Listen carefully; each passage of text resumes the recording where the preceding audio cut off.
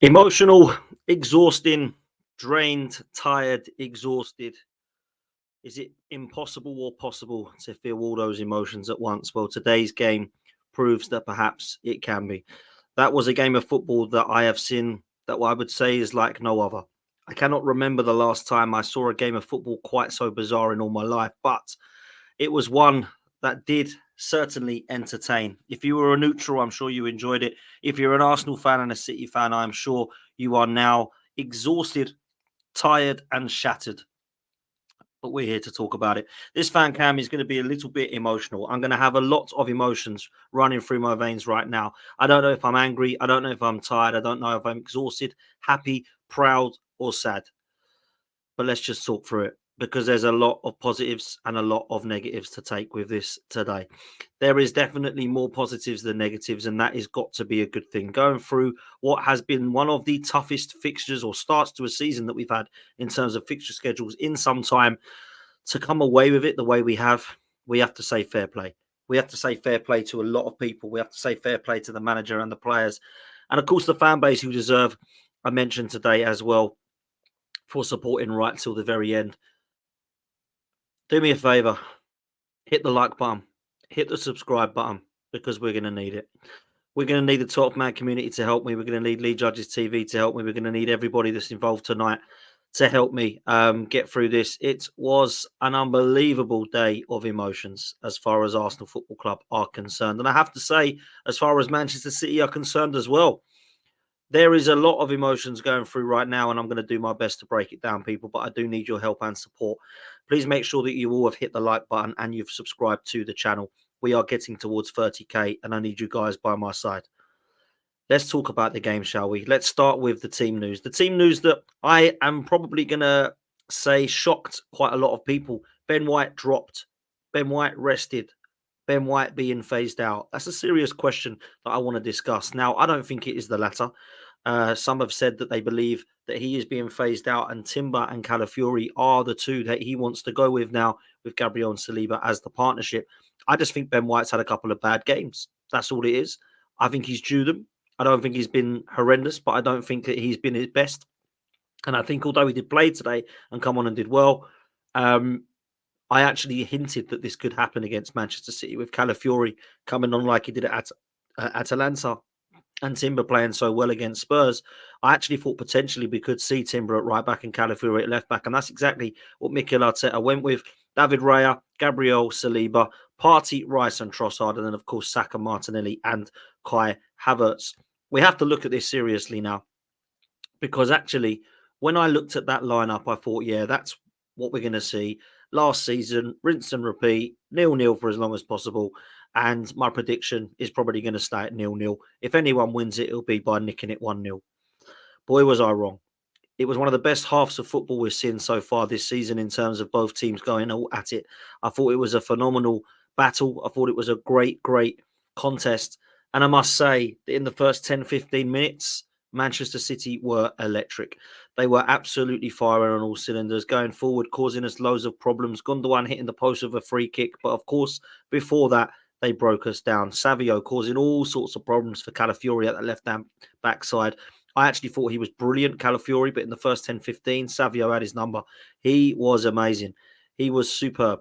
And I must say, when that ball went through, it split our defence. Something they've not been able to do for a long time. Something we've not seen for perhaps quite some time is Arsenal's defence getting cut through like that with that pass. It was a phenomenal piece of individual play from Savio. And I have to say, the judge of the anticipation and the estimation of the run from Haaland is exquisite. It is so close to being offside. It is inch perfect. It is second perfect. And I have to say, the finish is just composed, calm, keeps his head, just hits it straight. We go 1-0 down and I feel the worst, people. I feel the worst. The reason I feel the worst is because going 1-0 down that early to Manchester City, at a side at the moment that Arsenal that don't score many goals or haven't done so far this season, is a massive worry. I would have given them massive favourites when we had 11 men on the pitch with Ødegaard and our best 11 going 1-0 down. So going down with a few injuries and the way that we've been playing and how defensively sound we've had to be and how shattering it's been and how hard we are in terms of players that are looking tired now after this crazy fixture schedule that we've had every few days away from home. I really did fear the worst, and I thought, wow, this is looking bad. And then Rodri gets injured.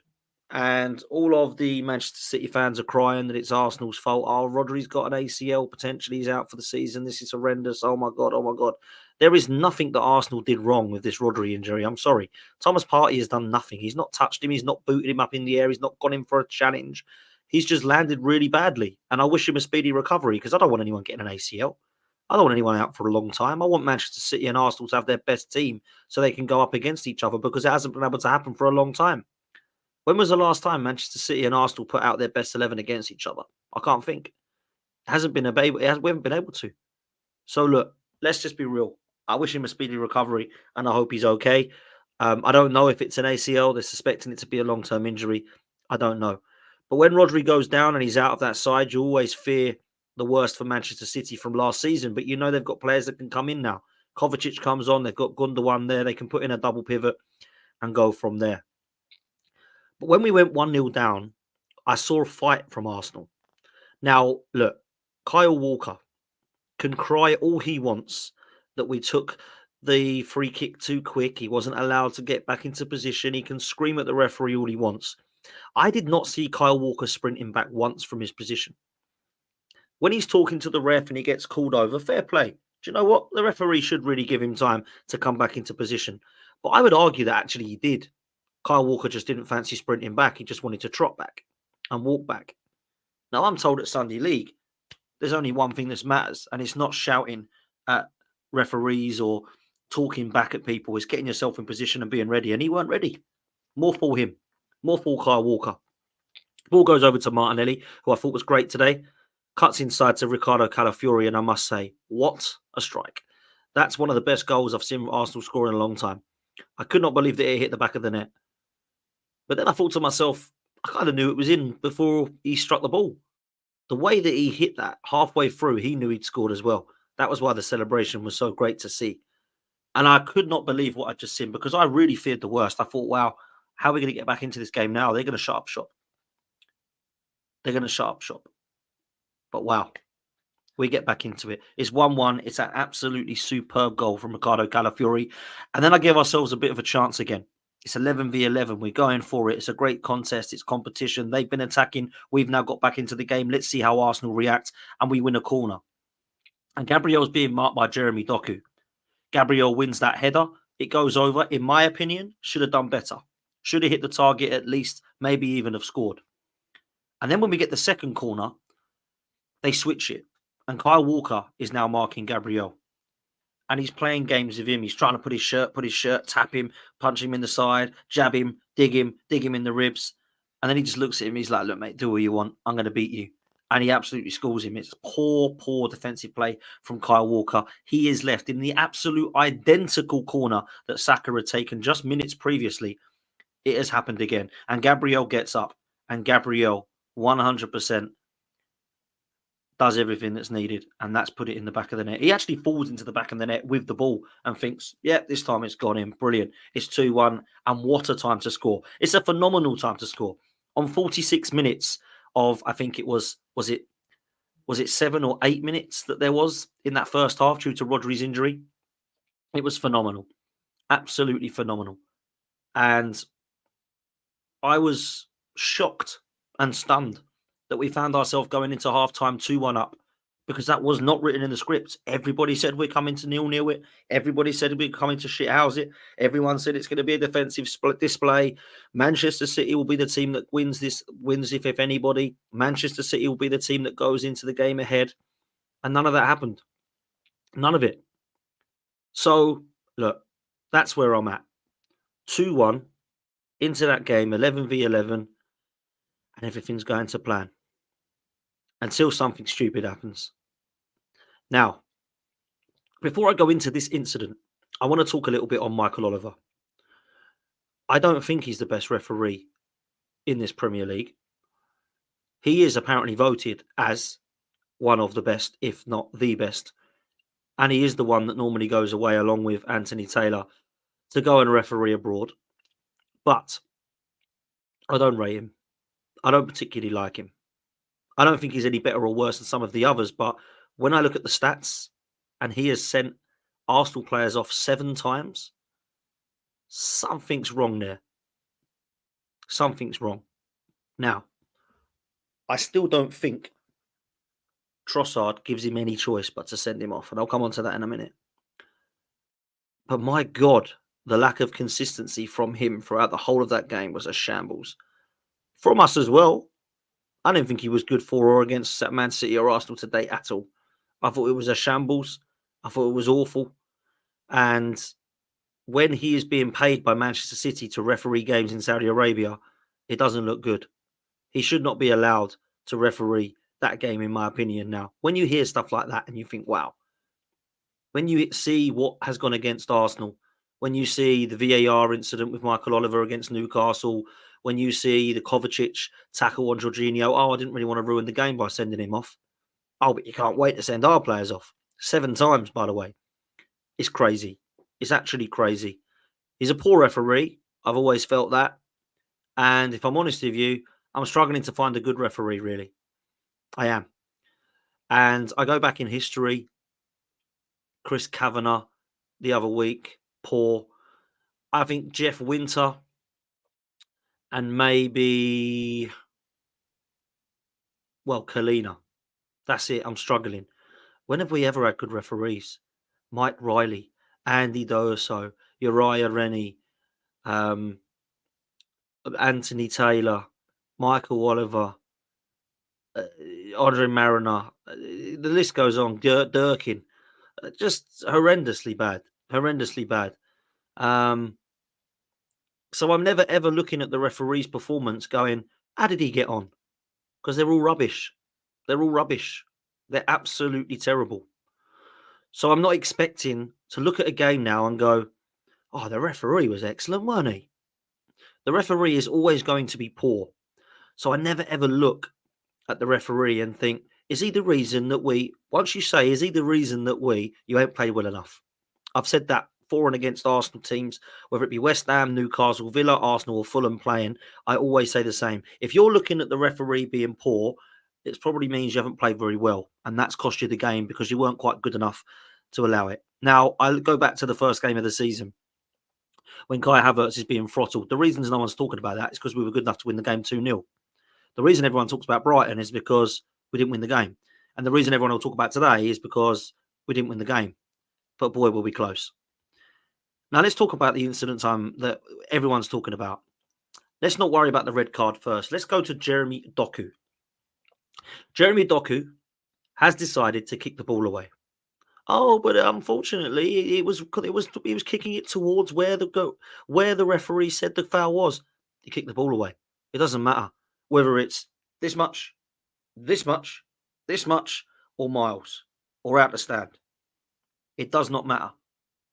Because Declan Rice rolled his foot across the ball, and that was a yellow card. Trossard has booted it, and that's a yellow card. So Doku passing it back, and the referee then going, he's only passing it to the... No, he's not, ref. He's kicked the ball away. And it wasn't to the spot because he had to bring it back to where it was. So what are you talking about? Keep consistent.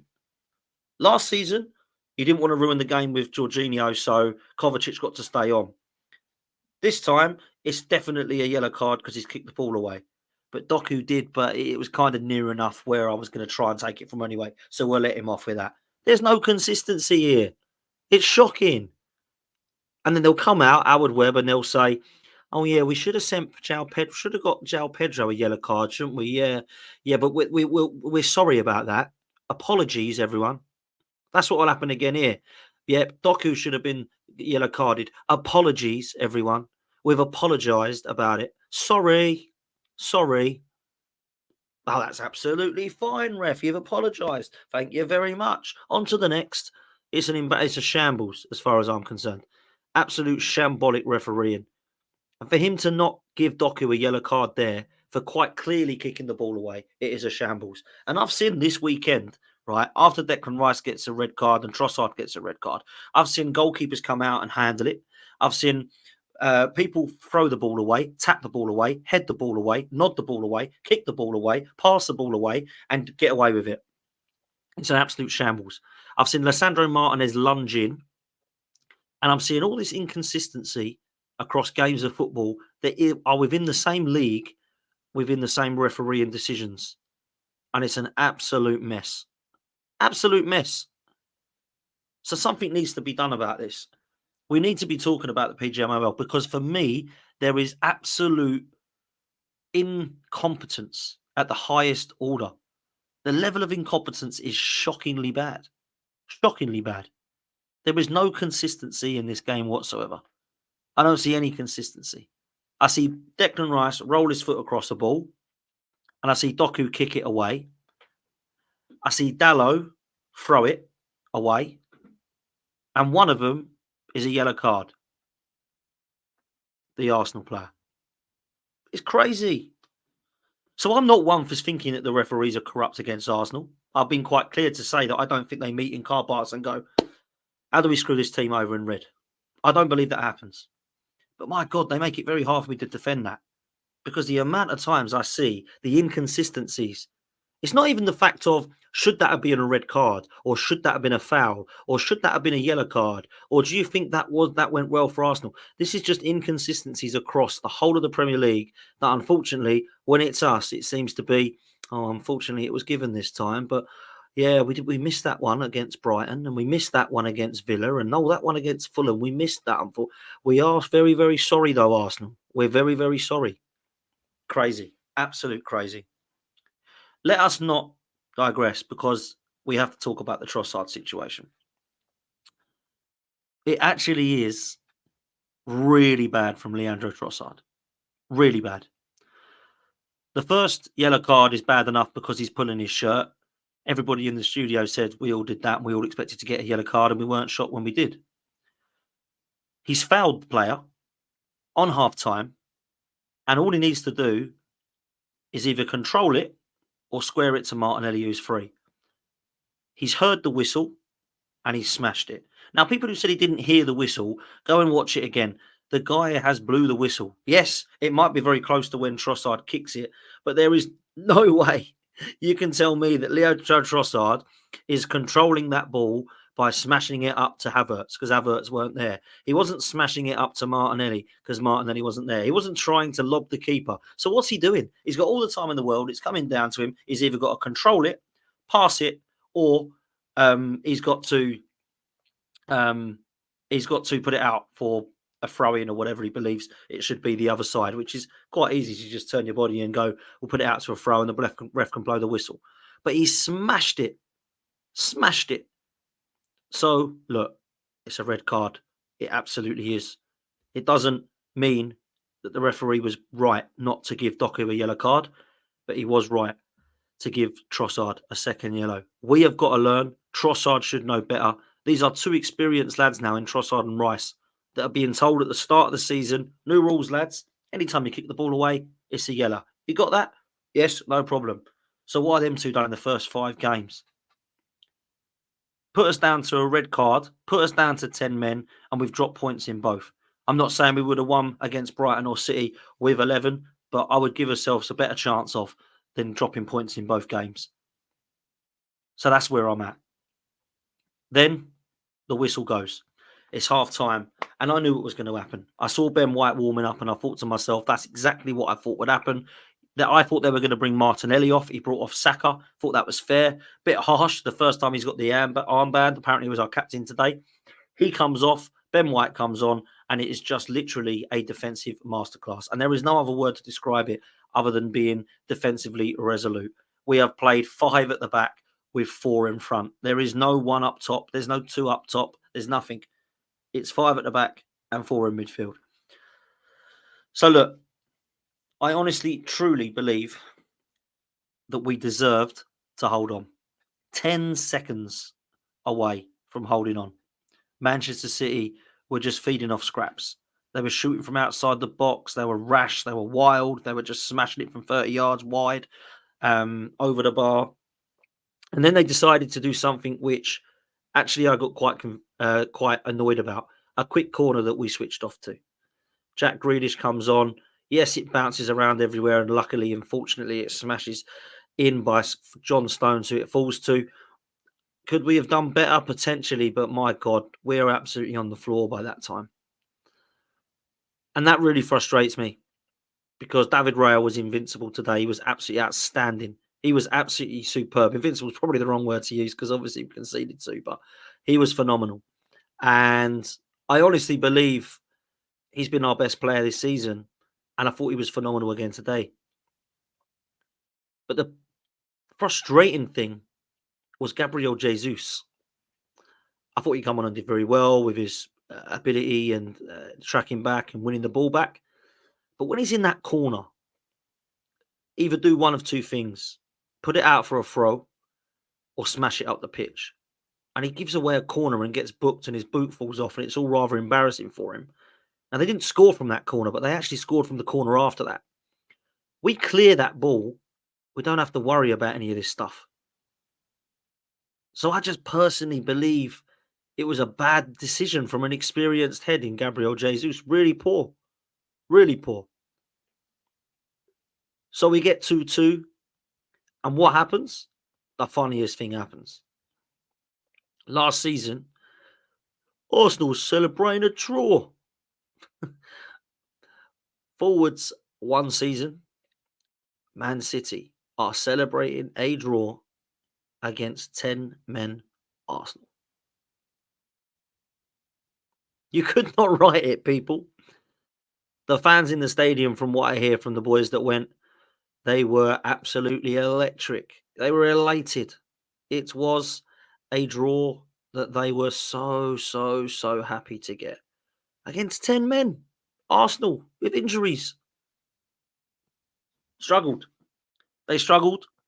And if I'm honest with you, if I'm a City fan, I'm honestly disappointed by how you did not beat us.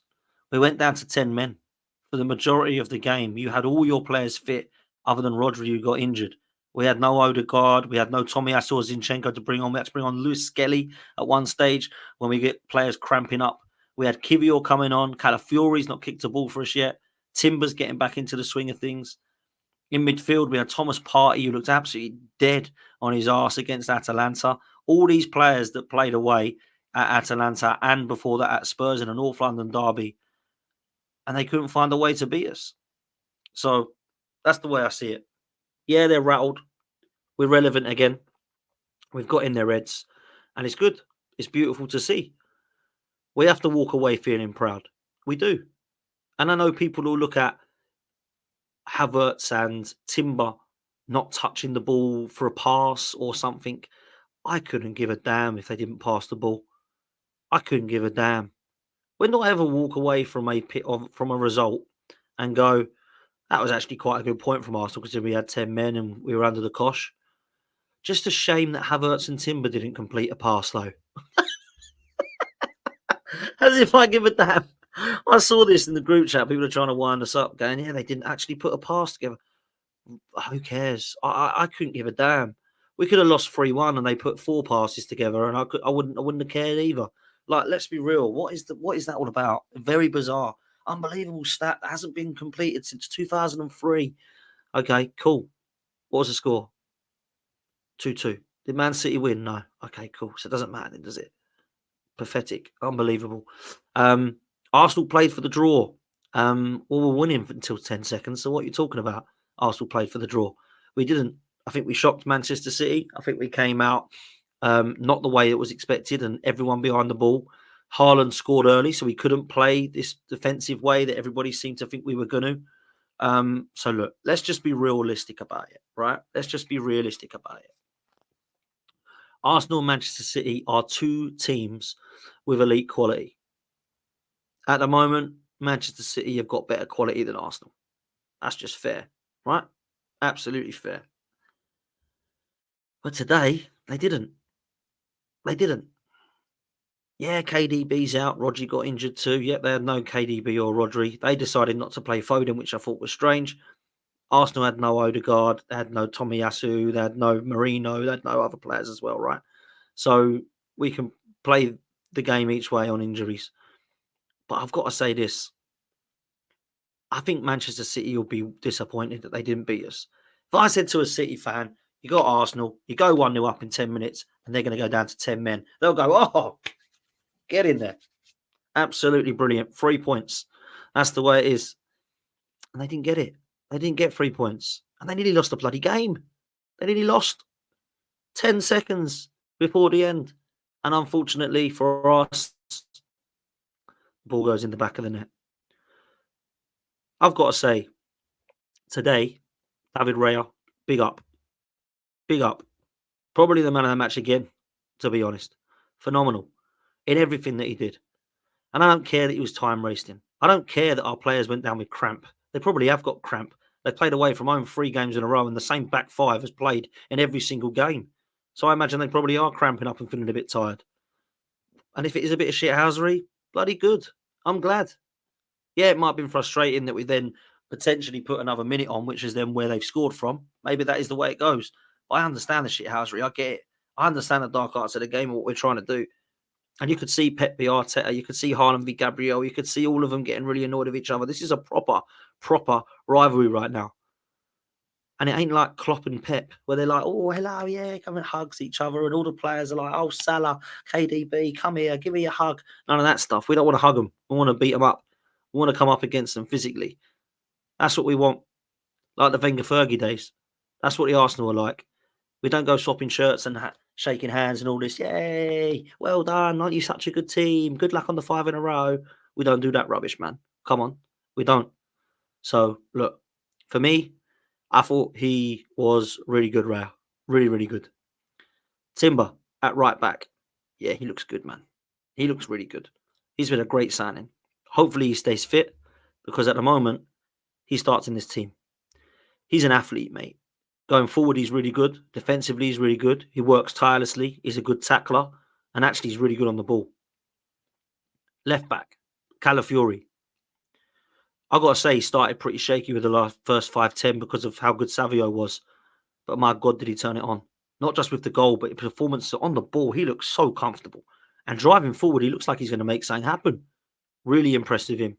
Really impressed. Did everything that he was asked to do. Really impressed with Calafiori.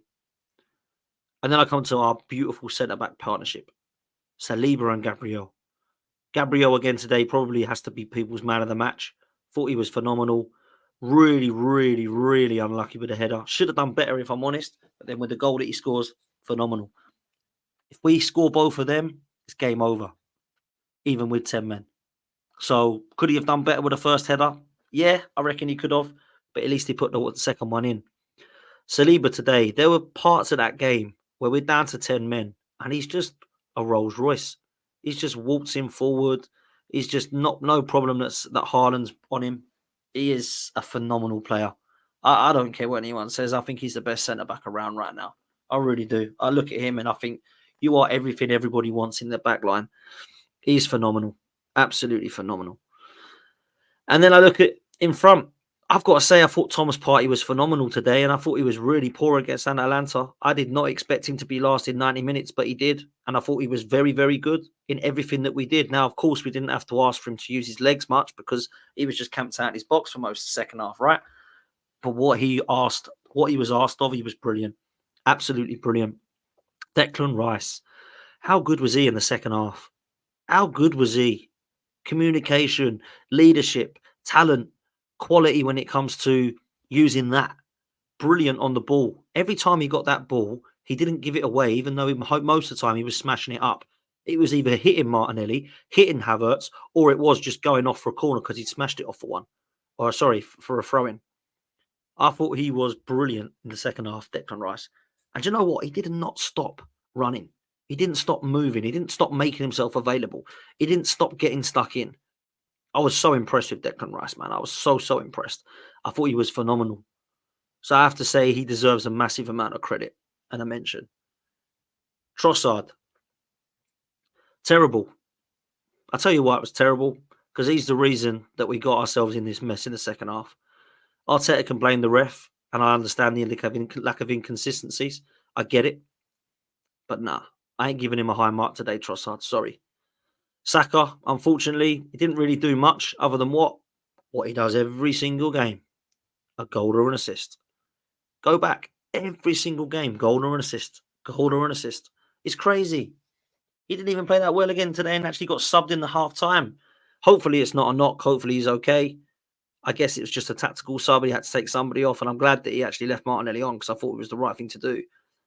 But for me, again, assist, Gabriel goal. Crazy. Absolutely mad. Martinelli. Gabriel Martinelli. Everything that he did off and on the ball today was really good, I thought.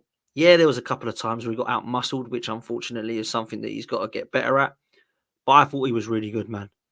He obviously assisted the goal, which will, of course, help. But every time he went down that left, he looked like he was going to be a threat. I fancied him to beat his man.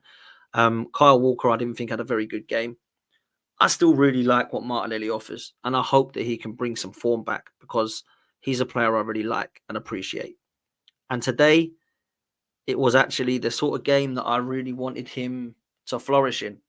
And Gary Neville sort of summed it up really and said, whatever happens in this game, Martinelli's been brilliant for Arsenal. Defensively, he was absolutely phenomenal. Coming back, tracking back, position-wise, up and down, up and down. Didn't look like he was blowing at all until he had to obviously get substituted. He put in a proper shift, Martinelli. I was a big, big fan. Big, big fan. And then there's Kai Havertz, who, let's be real, didn't do much at all. But I'm not going to blame him for that because as a number 9, he had to come back and do most of the defensive dirty work. Not to put a pass together is pretty shambolic, if I'm honest, from him and Timber, but who the hell cares, man? I thought both of them were players that I just wanted to look at defensively because the whole team in the second half had to go defensively. So fair play. Then the sub come on. Kivior comes on. Lewis Skelly comes on. Who else came on? It was Gabriel Jesus. Disappointing with Jesus with that corner and the booking with the boot when his boot come off. I thought he could have done a hell of a lot better there. But let's be real. Let's be real. It was honestly a performance I can now leave with relief that we haven't lost the game, but disappointment that we haven't managed to pick 3 points up because we were so close.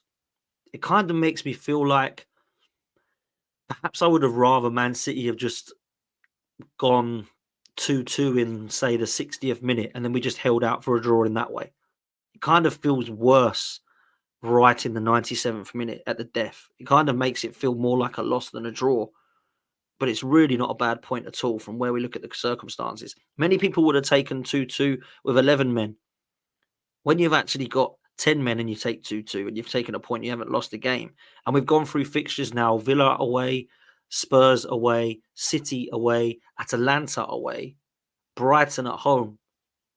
There's only Wolves I look at there and think, wow, Wolves is the one we should have easily blitzed, and we did beat them quite comfortably. But the rest of them were a proper slog.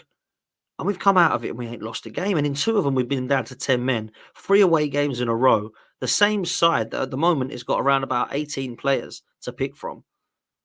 No, it's not even 18. We can't even put 7 subs out on the bench that we know of. We've had to put Maldini Scurry on, whoever that is, or whatever his name is. So when I look at it, we've come out of this pretty much unscathed. I'm really, really proud today. I'm proud to be a Gooner. I'm proud to support Arsenal. I'm proud to give every single one of those players praise other than Leandro Trossard, who definitely has caused some problems for us. But Manchester City will be looking at that thinking, yeah, Arsenal are serious this season. Arsenal have now gone through that period where they've had not an easy fixture pile up, but they've definitely had easier fixtures than we have. We don't have to go to Villa, Spurs or City away now for the rest of the season. 3 massive, massive away games in the top 6. 3 of them are done. Done. We've now got nice games. Nice games. And I'm not going to say they're easy because no games are easy, right? No games are easy. I've never been in a position where I could easily say, oh my God, this is going to be absolutely phenomenal for Arsenal in the next 7 games. They're going to win them all. They're easy. None of them are easy. All right, we go to the Carabao Cup against Bolton at the Emirates on Wednesday. We've actually then got another home game at the weekend, next weekend, against Leicester at home. Then we've got another home game midweek, which is at PSG. And then we've got another home game. So we've got 4 home games in a row, which is against Southampton. And then we've got Bournemouth away. And then we've got Shakhtar at home. So really now, until the Sunday, the October the 27th, which is at home to Liverpool, we've got winnable games at home to Shakhtar, away to Bournemouth, home to Southampton, home to PSG, home to Leicester, and home to Bolton. So in fact, for the whole rest of this month and the whole of October, we've only got one away game, and that's Bournemouth away. The rest of them are at home for the whole of October. Get used to the Emirates and make it a fortress, people. That's what we need to do. Let me tell you that. Phenomenal. Absolutely phenomenal. So, look, we're in that position, right, where we need to be real and serious about where we go now. Rotation. Trossard's out for Bolton. He's suspended. What do we do there? I don't want to see kids playing, but I certainly do want to look at the potential of playing a bit of a rotated squad. Neto's cup tied, so it will be rare unless we play the young kid, but I don't think we should be doing that. Backline, I'd expect to see Kivior. I'd expect him to come in. I'd expect to see Ben White. I'd expect to see Calafiori. As long as he's not injured, because now he come off, but I hope that was just a knock. Jorginho, I expect to play. Wanyeri, I expect to see. Lewis Skelly, I expect to see. I expect to see Gabriel Jesus. I expect to see Raheem Sterling. And I would actually keep playing Martinelli, because this is a sort of game where he needs to actually unleash himself. So I expect that to be the kind of rotated squad. And then we go back strong again for the Champions League games and the Premier League games. I'd like to think that we could get the job done against teams like Leicester at home, teams like Southampton at home, where we might be in a position to actually take some players off, be a couple of games off, get the game won, and then 60th minute take some of them off. That's what we're going to have to try and do now. So, yeah, we really do need to look at these seriously. I'll end with this. We're in a position right now where there's potential for Arsenal to really put in a great title race. I think that we are serious title contenders. I don't write off other teams yet because it's too early, but at the moment, I think people make Manchester City and Arsenal the two favourites to go in for this title race. And then I look at what there's potential for us to do this season with players back. So far, we've got through a real sticky period of hard fixtures with injuries. When we get Erdegaard back, when we get Marino back, when we get Tomiyasu and Zinchenko and all the other guys that we can actually put on the bench, we look at our bench and it's strong. We don't have Maldini on there. We don't have Lewis Skelly on there. We don't have Wanyeri on there. No disrespect to those players, but I would rather upgrade on those positions. If we can get to a scenario where actually our bench is looking pretty strong, and we've got Kai Havertz to bring on, and we've got Trossard to bring on, and we've got Martinelli, Jesus, Sterling to bring on. In midfield, we've got potentially Marino to either start or bring on. We've got Jorginho or Party that dropped to the bench to then bring on. We've got Tomiyasu to come back in the mix. Zinchenko can be brought on as a sub. Some of those players actually impact the game, and some of them actually change our style and formation. So it might be that Zinchenko comes on and we look to impact differently. He was pivotal in certain ways that we were when we were attacking. It might be that Jorginho comes on to change the balance of the game. It might be that Tomiyasu has to come on to defend the game out, or actually to come on and replace light for light because he's so versatile. We might be in a position where Raheem Sterling could actually start to contribute and come on to a position that we don't actually see that we thought he was going to play in. Jesus, likewise, he might come on now in the more wider areas. That's what we need to be in for now. I want these players to get back fully fit. Now, Erdegaard and Marino, I don't expect to see them till November, if I'm honest with you. I think even by November, we might be thinking, actually, this is looking more like December now. Maybe. I don't know. I'm not an expert. I'm no doctor. But I don't think we can actually look at those two as being a part of the Arsenal squad until at least November.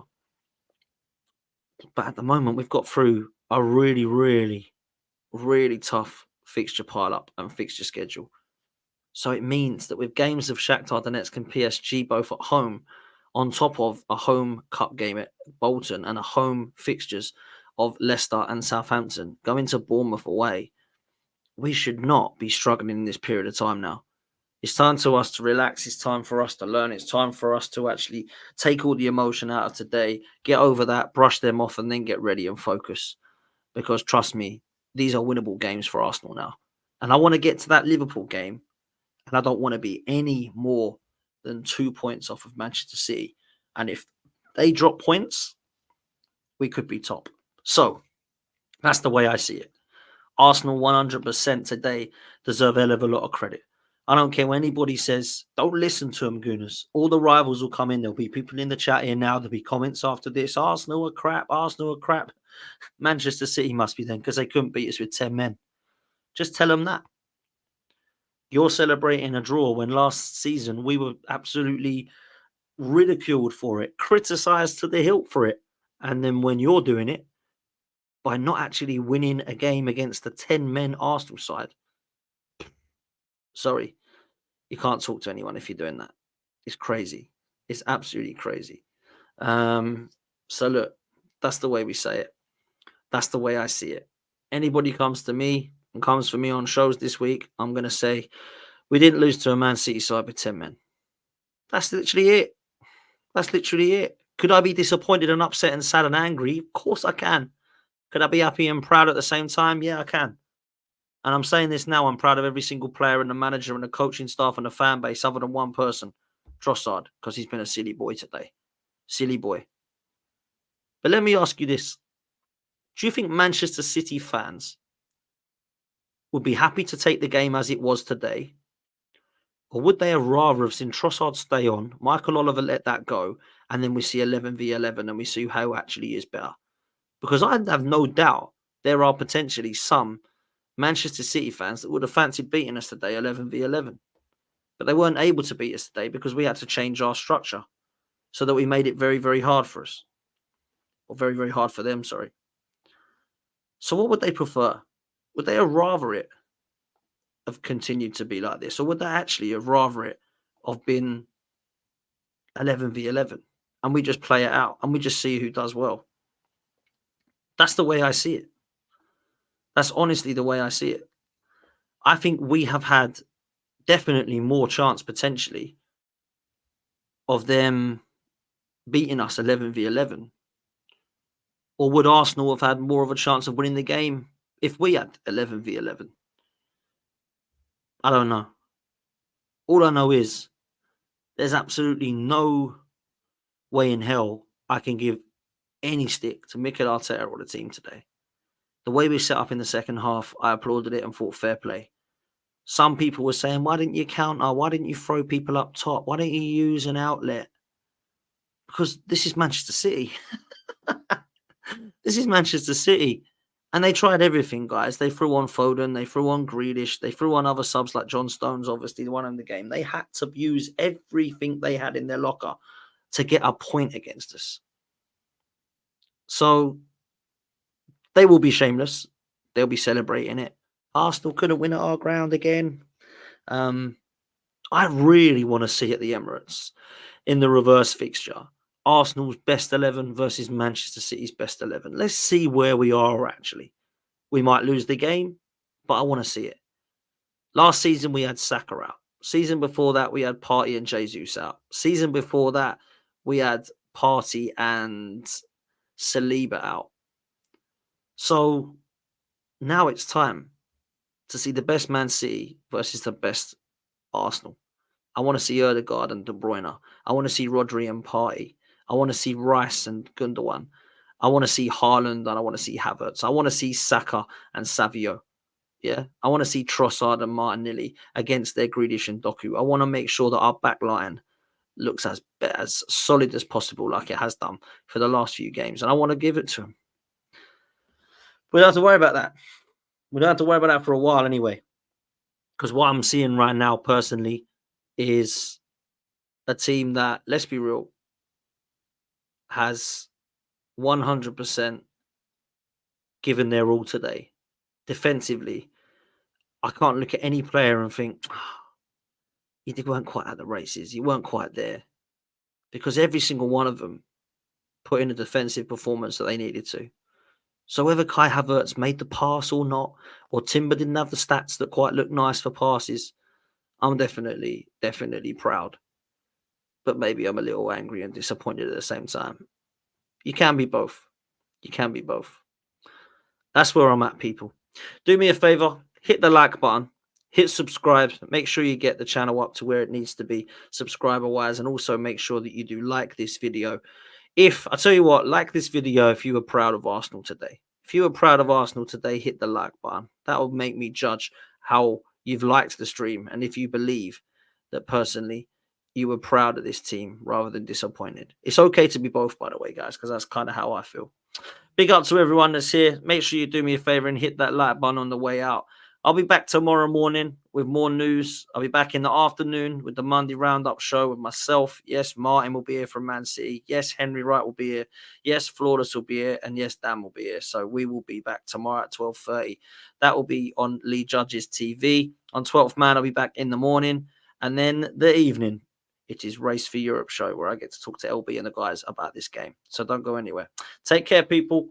And yeah, we'll see you next time. Peace.